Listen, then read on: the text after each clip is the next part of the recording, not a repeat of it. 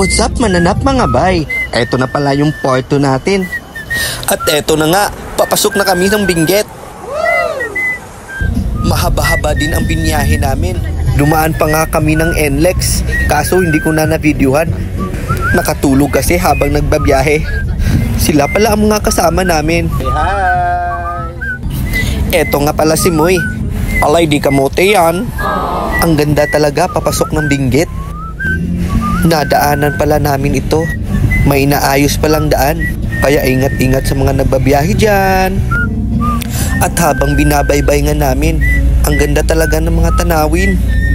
Pumasok nga kami dito sa tunnel. Paglabas mo, bumungad ang napakagandang bundok. At napahinto nga kami dito. Teka, ano kaya yun? Mukhang masama ang kutob ko dito.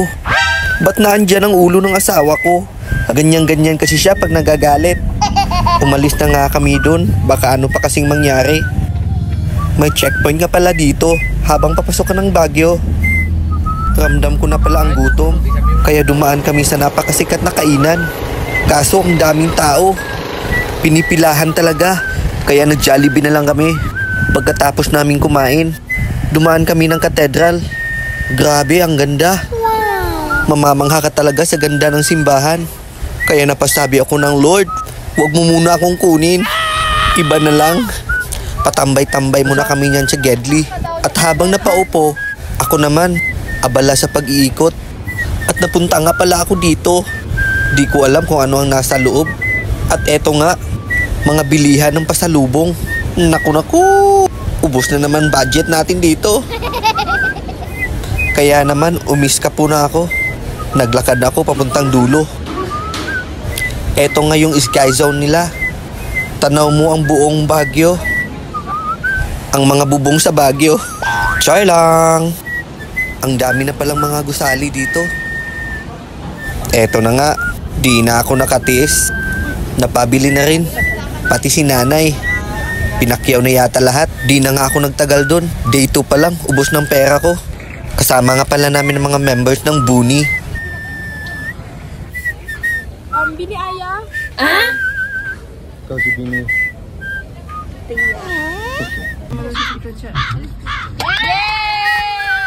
Tataka talaga ako. Di ko kasi namalayan. Inaantay na pala ako. Bumalik kasi ako doon para bumili.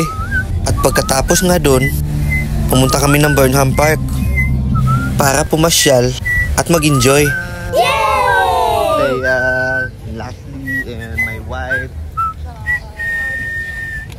And Nanay Lou. Ang break dito pataas. Sumakay nga pala kami dito. Mukhang nahihirapan si Anding. Paano naman kasi? Dalawa pasahero niya. Tuwang-tuwa talaga si Thea. Masaya siya nagbabike. Kasama ang unggoy, pinsan niya. Stop muna kayo, stop! Pinahinto nga ni Mrs. Kasi kami daw muna.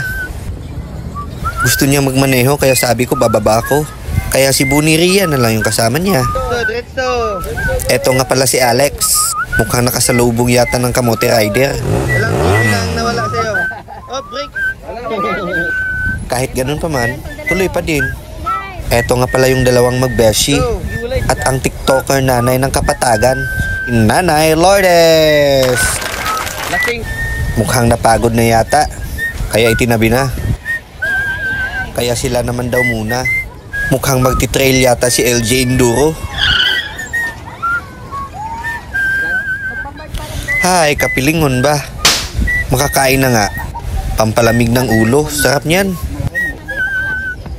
Pagkakaalam ko malamig ang Baguio. Mukhang di yata giniginaw ang mga tao dito. Oh yes.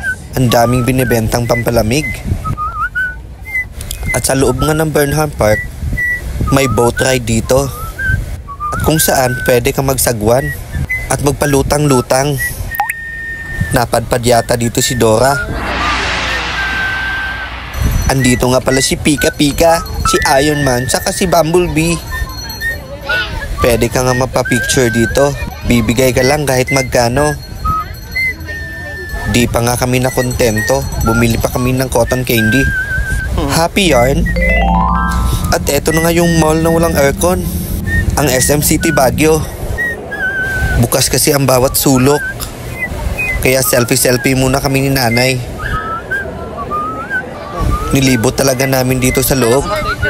Tama nga, malamig kahit walang aircon. Nice. Napatakbo nga ang dalawang magbeshi. Nakita kasi nila yung idol nila. Mukhang masaya talaga si ate. Toing, toing, toing. Napasayaw na kasi.